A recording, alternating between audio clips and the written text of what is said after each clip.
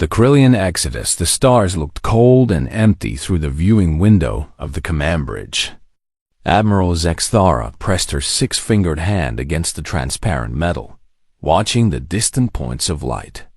Each one represented a world her people would never see again. Behind those stars, somewhere in the darkness, death was coming for them. "Admiral, the engine core temperature is rising again," called out Engineer Veltar from his station. His blue-scaled skin showed patches of stress coloring, deep purple marks that appeared when Krillians faced extreme danger. "We cannot push the drives much longer." Zexthara turned away from the window. The bridge of the flagship Star of Krylos had seen better days. Cables hung from damaged ceiling panels. Several control stations flickered with unstable power. The air recycling system made a grinding noise that worried everyone but couldn't be fixed. Not while they were running for their lives. "How long do we have?" she asked. "Maybe 6 hours before the core overheats. 8 if we reduce speed by half." That was not good news. The refugee fleet behind them carried 50,000 souls, all that remained of the once great Krillian Confederation. 200 ships of different sizes moved together through space. Some were military vessels, like her flagship. Others were cargo haulers, passenger liners, and mining ships. Anything that could fly when their homeworld died. The Vorthik swarm had taken everything else. Zex single quotes THARA. Remembered the day the swarm ships first appeared in Krillian space. Black vessels that looked more grown than built, like insects made of metal and hunger. They had swept through the outer colonies first. No communication, no demands, no mercy. They simply arrived, consumed everything living, and moved on to the next world. The Confederation Navy had tried to fight. Their ships were powerful. Their weapons were advanced. Their tactics had won wars against other civilized species for centuries. None of it mattered against the swarm. The Vorthik fought with perfect coordination, as if every ship shared the same mind. They absorbed damage that should have destroyed them. They learned from each battle and adapted. World after world fell. System after system went dark. The proud Krillian fleet, once 3,000 ships strong, was reduced to these few survivors. "Admiral," the communications officer spoke up. "We're receiving distress signals from the Gentle Current and the Mountain Song. Both ships report critical system failures." Zexthara closed her eyes for a moment. The Gentle Current was a passenger liner carrying 8,000 civilians. The Mountain Song was a research vessel with some of their best scientists aboard. They couldn't lose either ship. "Send repair teams from the Iron Will and the Star Dancer," she ordered. "Tell them to transfer essential personnel if the ships can't be saved." "Yes, Admiral." She walked to the tactical display in the center of the bridge. The holographic map showed their fleet's position and course. They were 3 days out from the nearest star system, traveling through empty space between galaxies. It was supposed to be safe here. The Vorthik had never followed prey this far from inhabited systems before, but something felt wrong. Sensor Officer Krixna. "Run another deep scan behind us," Zexthara said. The young Krillian's hands moved quickly over her controls. Her large, dark eyes reflected the scanner displays as data flowed across the screens. After a few minutes, her skin began showing stress marks. "Admiral, I'm detecting movement. Very faint, but definitely there. Multiple contacts, approximately 47 hours behind us." The bridge went quiet. Even the damaged air recycling system seemed to stop its grinding for a moment. "How many?" Zexthara asked, though she feared the answer. Difficult to determine at this range. "At least 50 ships. Maybe more. They're moving fast, much faster than we can travel with our damaged engines." 50 ships. The remaining Krillian fleet had 37 vessels capable of fighting. The rest were civilian ships with no weapons. Even if all their military ships were in perfect condition, 50 Vorthik ships would be a difficult battle. With their current damage and low ammunition, it would be a massacre. Time until they reach us? She asked. If they maintain current speed, and we continue at reduced power, 16 hours. 16 hours. Zexthara felt the weight of 50,000 lives pressing down on her shoulders. These people had trusted her to lead them to safety. Parents with children. Scientists carrying the knowledge of their civilization. Artists who remembered the songs of their lost homeworld.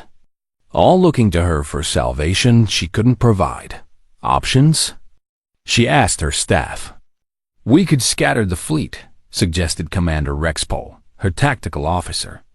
Some ships might escape if we split up. The civilian ships can't survive alone, Beltar pointed out. They need our protection and support.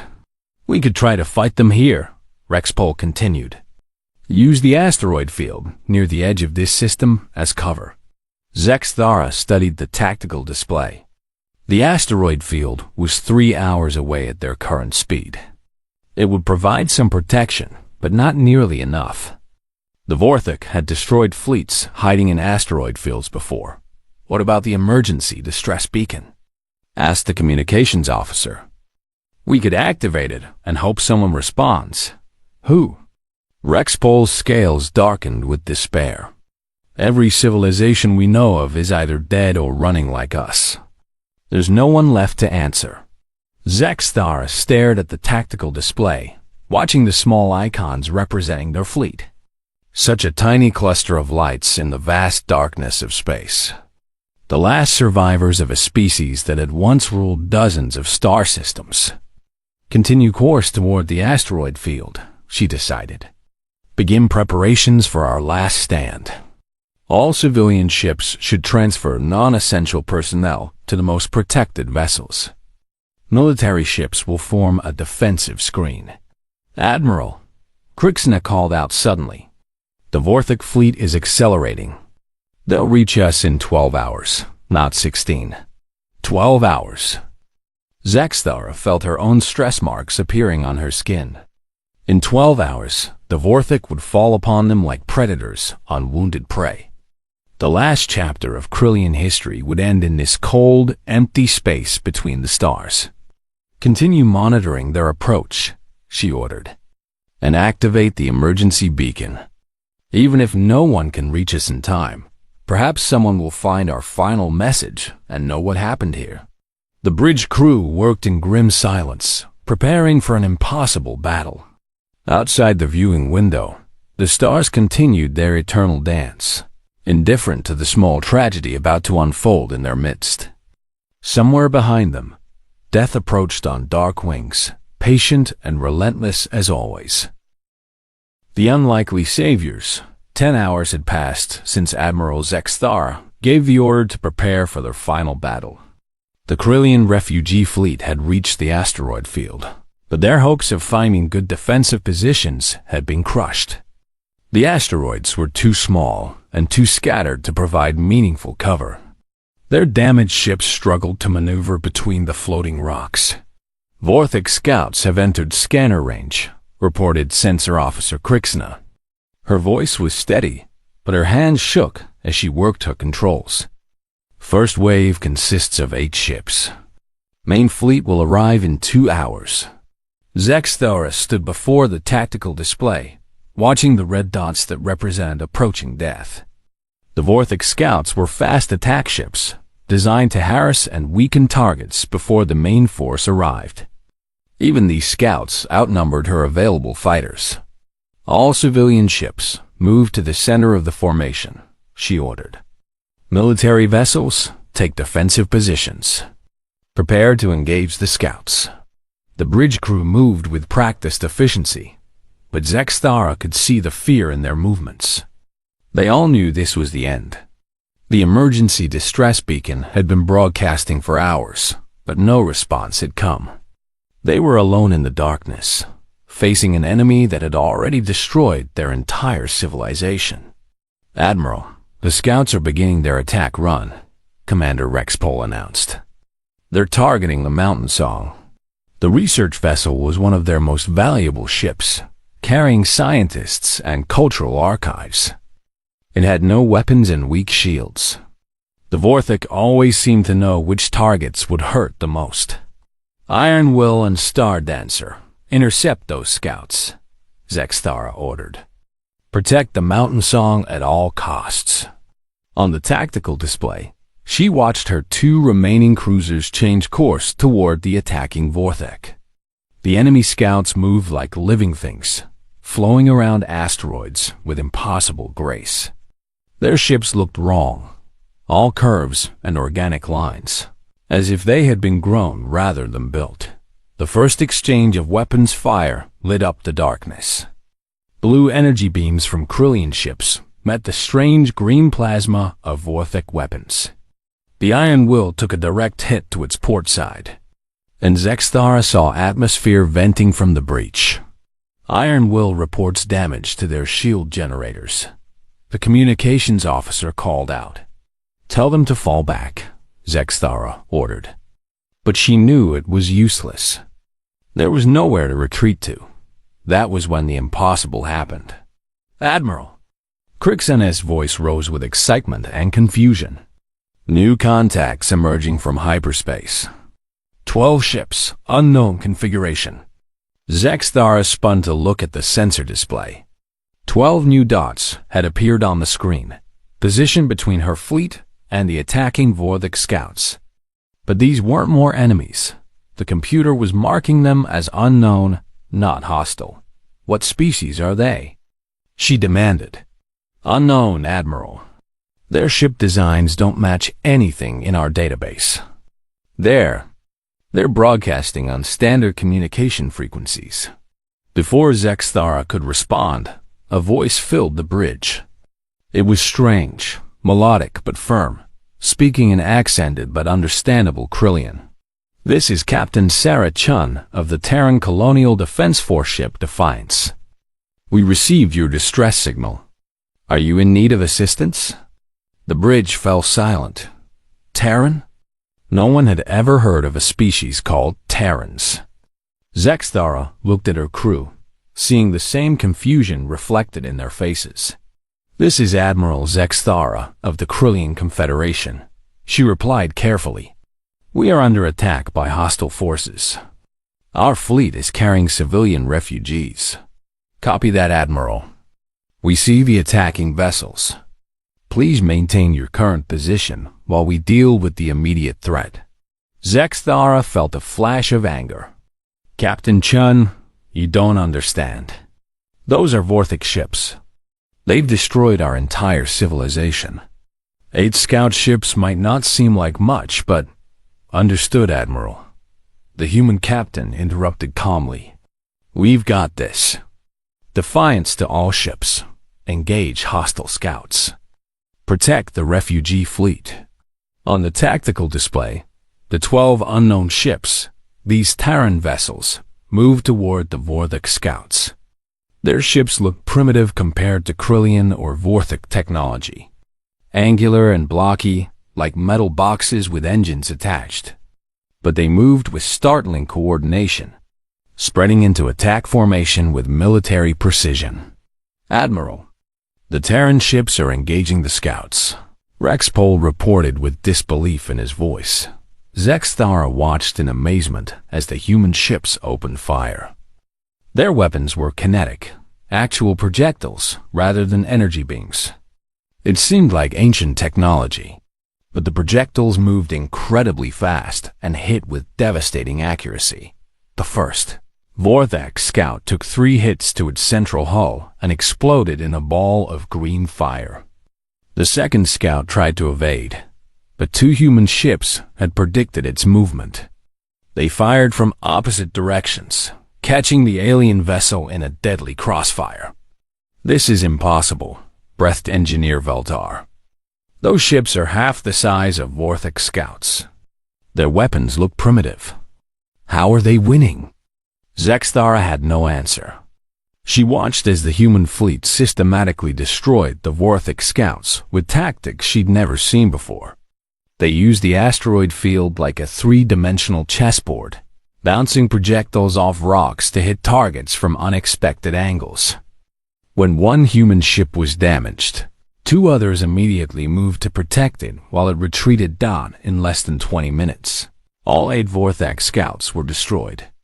The human ships regrouped near the Krillian fleet, showing minimal damage despite facing enemies that had terrorized the galaxy. "This is Captain Chun again," the voice returned. "Immediate threat neutralized. Admiral, we show a larger force approaching your position. We count approximately 50 hostile vessels. Recommend we discuss defensive strategy." 50 ships.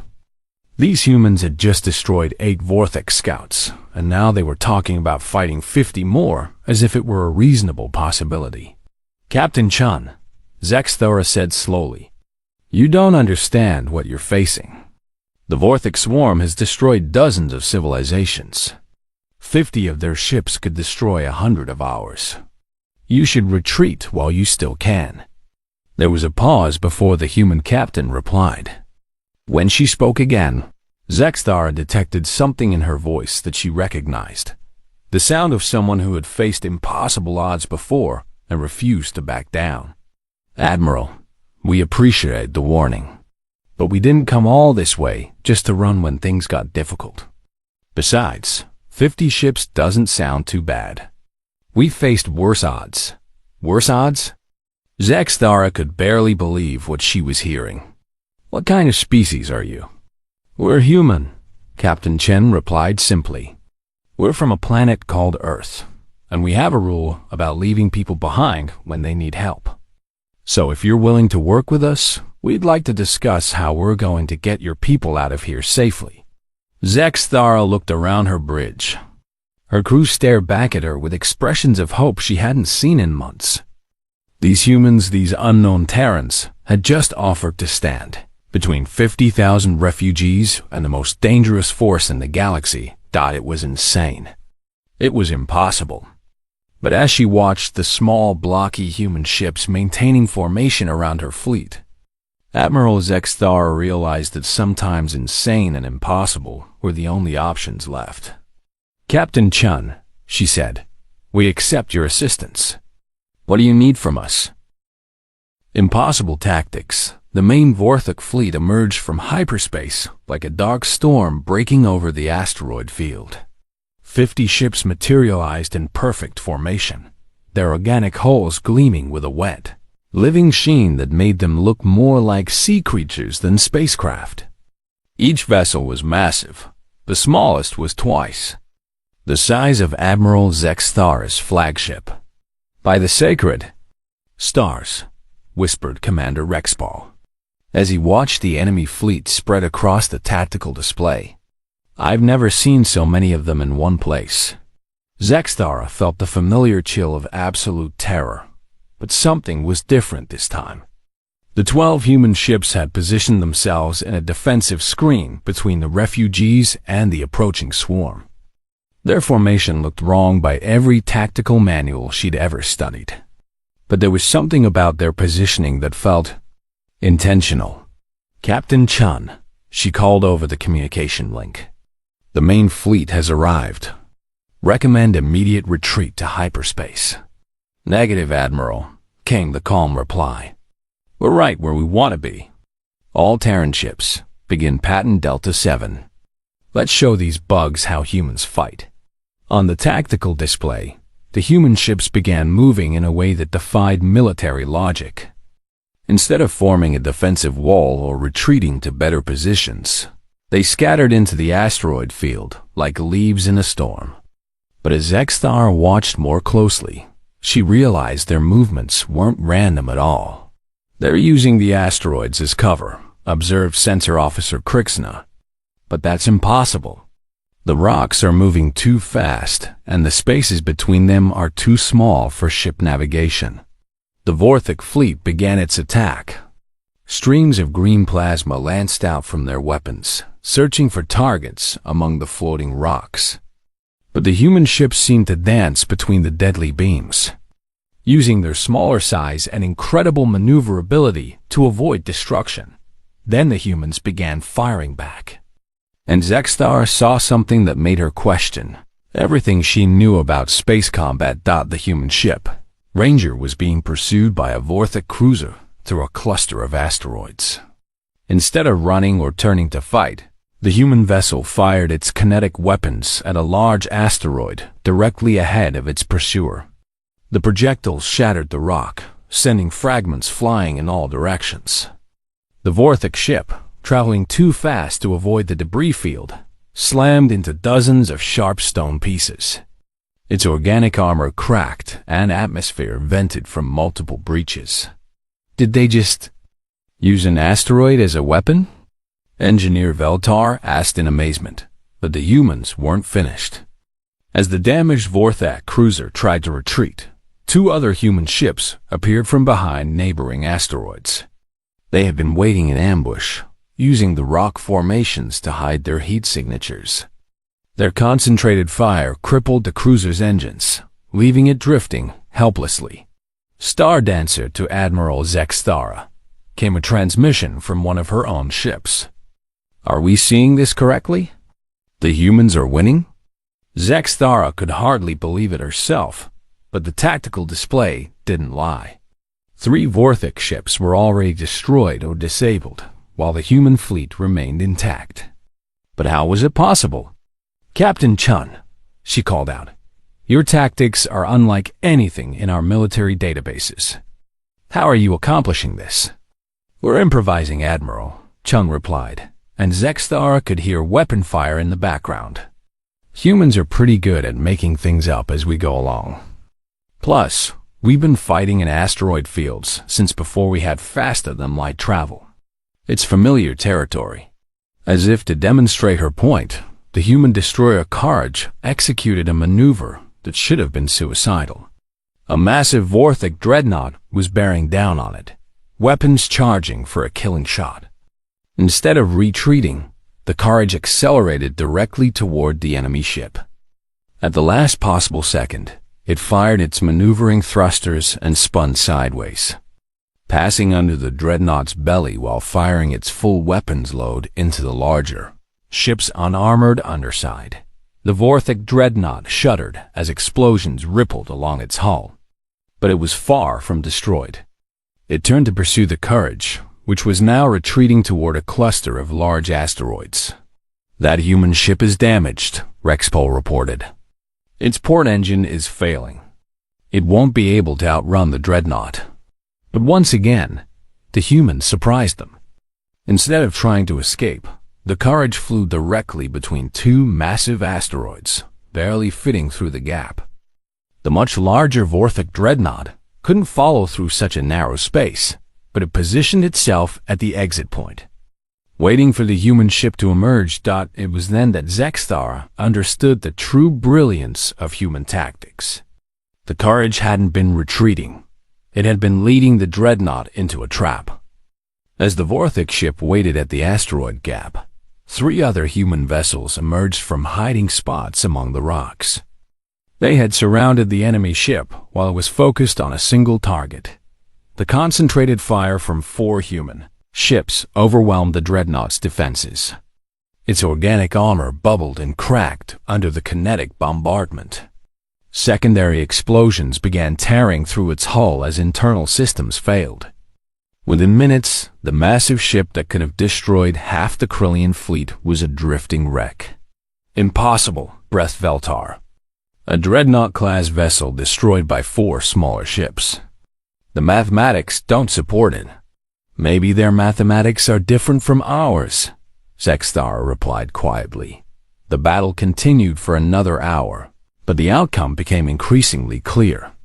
The Vorthok fleet, accustomed to crushing civilized opponents through overwhelming force, found themselves fighting an enemy that refused to follow established patterns. Every time they adapted to human tactics, the humans changed their approach. When the Vorthok ships bunched together for mutual support, human vessels would appear from unexpected directions, firing at extreme range before disappearing back into the asteroid field. When the aliens tried to spread out to cover more area, The humans would concentrate their fire on isolated targets, destroying them before help could arrive. The most shocking moment came when the human ship, Determination, suffered critical damage to its main engines. Pursued by two Vorthok cruisers, it should have been an easy kill. Instead, Captain Torres of the Determination did something no sane being would attempt. He rammed his crippled ship directly into one of the pursuing vessels. ZEX. Dara watched in horror as the human ship struck the Vorthok cruiser at full velocity. The impact should have destroyed both vessels instantly. But somehow, impossibly, the Determination survived. Its reinforced bow section punched through the organic hull of the enemy ship like a spear. The Vorthok cruiser exploded from internal damage, while the human ship, though heavily damaged, remained functional. Determination to Fleet Command, came a cheerful voice over the communication system. We're still in the fight. Just need a few minutes to patch some holes. They're insane, Rexpol muttered. Absolutely insane. No, Zexthara corrected, watching as the human fleet regrouped for another attack. There's something else entirely. As the battle raged on, she began to understand what made these humans so formidable. It wasn't just their unconventional tactics or their willingness to take enormous risks. It was their refusal to accept defeat, even when facing impossible odds. Every time they were cornered, they found a new way to fight back. Every time they were outnumbered, they turned their disadvantages into weapons. By the time the last Vorthok ship limped away into hyperspace, 37 enemy vessels had been destroyed or disabled. The human fleet had taken damage, but not a single ship had been lost. They had accomplished something no other species in the galaxy had managed. They had defeated a major Vorthok force in open combat. Admiral, Captain Chun's voice came over the communication link. The immediate area is secure, but we need to discuss getting your people somewhere safer. That wasn't their main fleet, just a hunting pack. The real swarm is probably not far behind. The impossible escape. Long-range sensors are detecting massive hyperspace disturbances, reported Krixna, her voice tight with controlled fear. The main Vorthok swarm is approximately 6 hours out. I count at least 300 ships. The temporary relief Admiral Zexthara had felt after the human victory evaporated instantly. 300 Vorthok ships. Even these incredible humans couldn't fight odds like that. The brief hope that her people might survive began to fade again. Captain Chun, she called urgently, you need to retreat immediately. The main swarm is coming, and we cannot ask you to face those numbers. Understood, Admiral, came the calm reply. But we're not leaving your people behind. All Terran ships, begin Operation Lighthouse immediately. Zexthara had no idea what Operation Lighthouse meant, but she was about to learn just how far humans were willing to go to save strangers. Admiral, Captain Chun's voice continued. We need your fleet to prepare for emergency hyperspace jump. All ships, maximum range, any direction that takes you away from here. Captain, that's impossible. Engineer Valtar interrupted on the communication channel. Half our ships have damaged hyperspace drives. The others are running on emergency power. We might get 3 or 4 ships to safety, but the rest... That's where we come in, Chun replied. We're going to transfer power cores, shield generators, and technical crews to your ships. It's going to be dangerous, but it's the only way to get everyone out of here. Zexthara felt her heart skip a beat. Captain, you're talking about gutting your own ships to repair ours. That would leave you defenseless. Not defenseless. Admiral, just creative. Trust us. We've done this kind of thing before. Over the next hour, Zexthara watched something that challenged everything she thought she knew about military doctrine. The human ships began docking with damaged Krillian vessels, and their crews swarmed over the broken systems like organized chaos. They worked with incredible speed and efficiency. but also with a complete disregard for standard safety protocols. Human engineers crawled through damaged sections that were still venting atmosphere, somehow sealing breaches with tools and materials they seemed to carry with them. They transferred power cores from their own ships, connecting alien technology with improvised adapters that shouldn't have worked, but somehow did. "This is Engineer Martinez from the Defiance," came a voice over the communication link. "I'm looking at your hyperspace motivator on the gentle current. The primary coils are fried, but I think I can reroute power through the secondary systems if we boost the input by about 40%. That will overload the entire assembly," protested the Krillian engineer. "It's not designed to handle that much power." "That's okay," Martinez replied cheerfully. "We'll reinforce it with some spare plating from our cargo hold. It won't be pretty, but it should hold together long enough for one jump." On the Mountain Song, a team of human technicians was installing a complete shield generator array salvaged from their own ship. They worked in the vacuum of space, using magnetic boots and safety lines, moving heavy equipment through airlocks with remarkable coordination. "How are they doing this so quickly?" asked Commander Rexpol as he watched the repair operations on the tactical display. "They're not following procedure," observed Veltar with something like awe in his voice. "They're just making it up. But it's working." The most remarkable scene was taking place aboard Zexthar's own flagship. Captain Chun had personally led a boarding party to help repair the Star of Krillis' navigation systems. The human captain was currently elbow-deep in the primary computer core, rewiring circuits with tools that looked like they had been improvised from spare parts. "The problem is here," Chun explained to the Krillian navigation officer. "Your quantum processors are running too hot because the cooling system is damaged.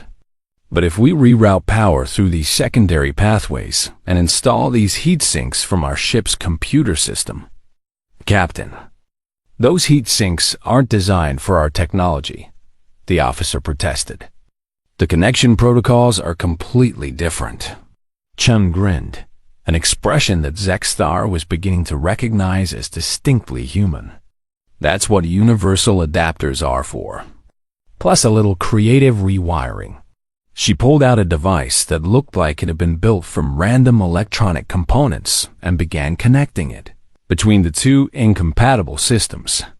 Sparks flew from the connections, but somehow the improvised solution held together. "There," Chun said with satisfaction.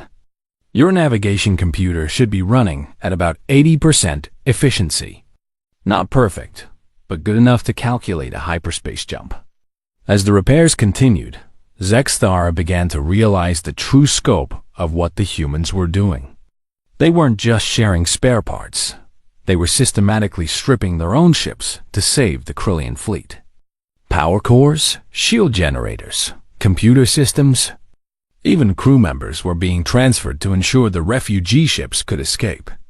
"Captain," she called out as Chun finished working on the navigation system, "you're sacrificing your own ship's capabilities to save us. What happens when the main swarm arrives?" Chun wiped grease from her hands with a cloth and looked at Zexthar with those strange, determined eyes that seemed to be a human characteristic. "Admiral, we've got a plan for that too. But first, let's make sure your people are ready to jump." The repairs took 4 hours, with human and Krillian crews working side by side to accomplish the impossible. Ships that had been limping along on emergency power were now running at near full capacity.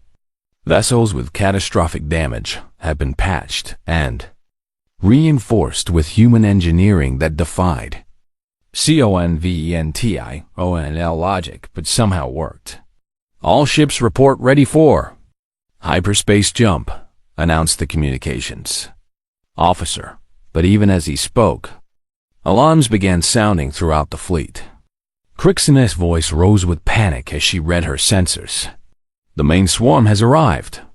312 ships emerging from hyperspace at the edge of the system." On the tactical display, a wall of red dots appeared, moving toward them with terrifying purpose. The main Vortex swarm was unlike anything Zexthara had seen before. Massive hive ships, surrounded by clouds of smaller vessels, all moving in perfect coordination like a single organism. All civilian ships begin immediate hyperspace jump. Chun ordered. Military escort vessels, prepare to cover the evacuation. But there was a problem. The Gentle Current, carrying 8,000 refugees, was having trouble with its patched hyperspace drive. The improvised repairs were holding, but the ship needed more time to charge its jump capacitors. Gentle Current reports 30 more seconds until ready. Called out Rex single quotes Paul.30 seconds.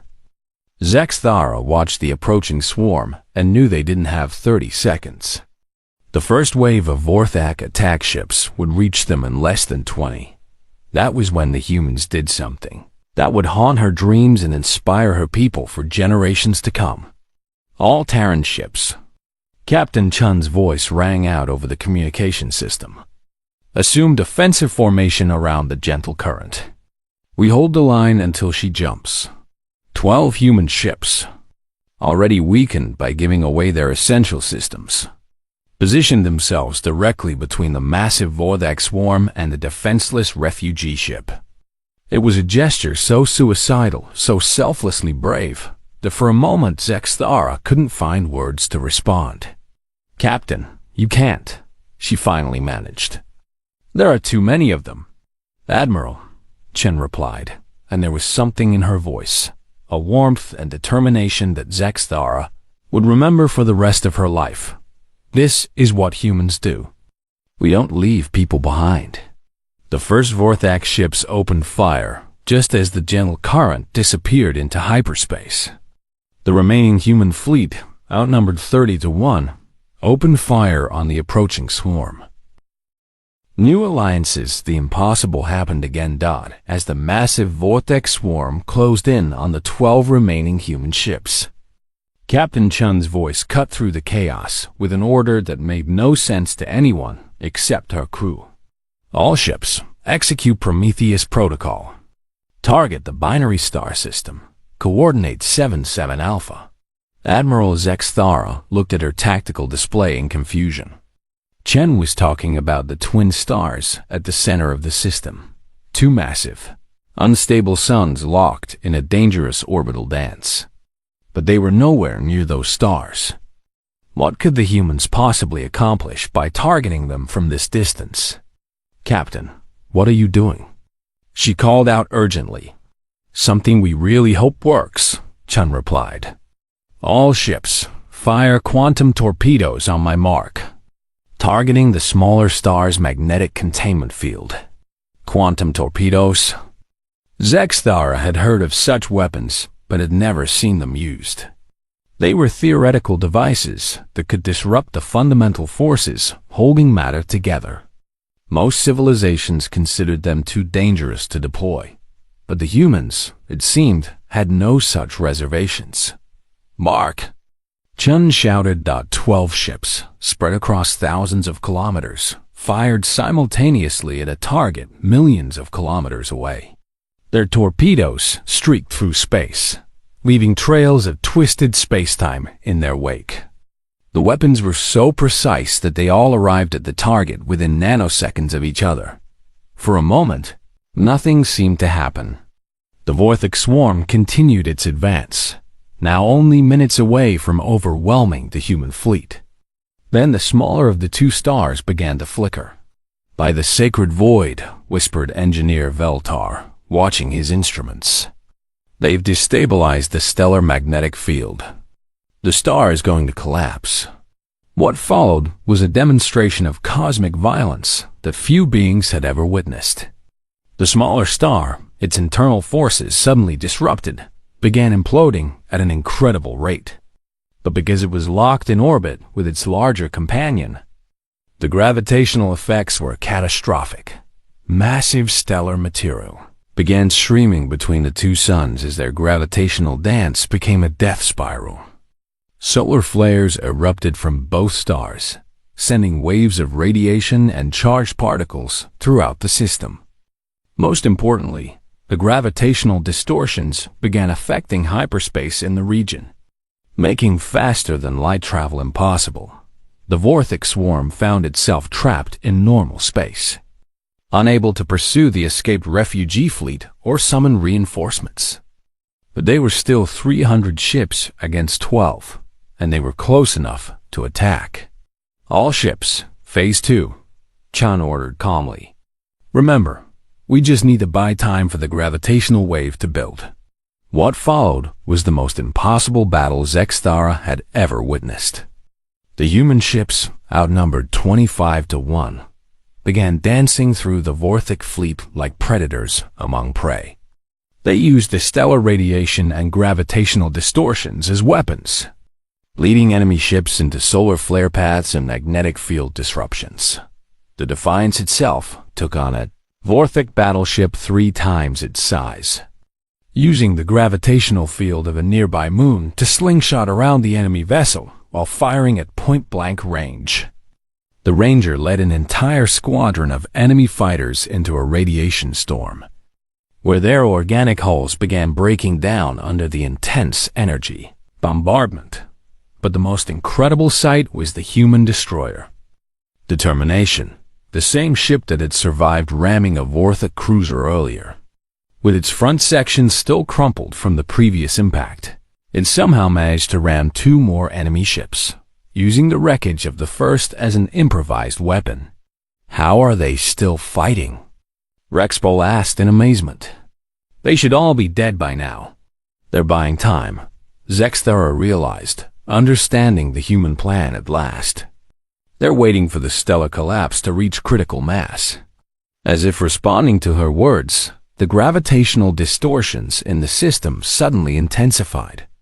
The 2 stars, now locked in a final spiral toward mutual destruction, began generating massive waves of twisted spacetime. These waves propagated outward at the speed of light, warping reality itself.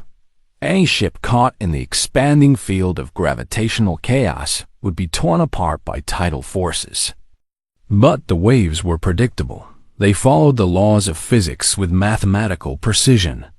And the humans, with their impossible ability to calculate risks and benefits in real time, had positioned themselves perfectly. All ships, emergency jump, Chen ordered. Execute on my mark. Mark! The 12 human ships vanished into hyperspace just seconds before the gravitational wave reached their position. The Vorthik swarm, caught completely off guard by the cosmic catastrophe, had no time to escape. 300 ships were torn apart by forces that made their weapons seem like toys. For several minutes, Zexthara could only stare at her instruments in shock. The entire enemy fleet, the force that had been moments away from destroying her people, had been eliminated by stellar engineering on an impossible scale. "This is Captain Chen," came the familiar voice over the communication system. "Sorry about the delay, Admiral. Had to make sure the gravitational barrier was properly established. The Vorthik won't be following anyone through this system for quite some time, Captain." Zexthara struggled to find words. "You destroyed an entire star system to save us." "Only temporarily," Chen replied with that characteristic human confidence. "The stars will stabilize in a few years. The gravitational effects will fade. But it should buy your people time to find a new home." Over the following days, as the combined fleet traveled toward a distant, habitable system that the humans had identified, Zexthara learned more about these remarkable beings called humans. They came from a small planet called Earth, located in a region of space that most galactic civilizations considered too remote and dangerous to explore. Humans had only achieved faster-than-light travel 50 years ago, making them newcomers to galactic civilization. But in that short time, they had established colonies throughout their local region and developed a reputation for taking in refugees from other species conflicts. "We've been the underdog before," Captain Chun explained during one of their conversations. Earth was invaded twice in our early spacefaring years. Both times, other species helped us survive. We learned that sometimes the smallest gesture of kindness can change everything. The human ships escorted the Krillian refugees to a beautiful world they called New Haven, a planet with vast oceans and fertile continents, perfect for rebuilding their civilization. But what impressed the Zexthar most was that the humans asked for nothing in return. No territorial concessions, no trade agreements, no political alliances. "This is what we do," Chun said simply when Zexthara tried to offer compensation. "Besides, having the Krillians as neighbors will make this region of space safer for everyone." As the refugee ships established orbit around their new homeworld, Zexthara sent an encrypted message to every surviving civilization she could contact. The message was simple but urgent. "We have found unexpected allies. They call themselves humans, and they are extraordinary. They saved 50,000 of our people from certain death, asking nothing in return. They defeated the Vorthik through tactics and courage, unlike anything we have ever seen. They turned disadvantages into weapons and impossibilities into victories." She paused in her recording, watching through her viewing port as human and Krillian crews worked together to establish the first settlements on New Haven. Children of both species played together in the cargo bays, learning each other's languages and sharing games. "If the Vorthik swarm represents the worst that the galaxy can produce," she continued, "then humanity may represent its best hope. They are brave beyond reason, clever beyond measure, and kind beyond expectation. I recommend immediate contact and alliance with the Terran Colonial Defense Force. We are no longer alone in this fight."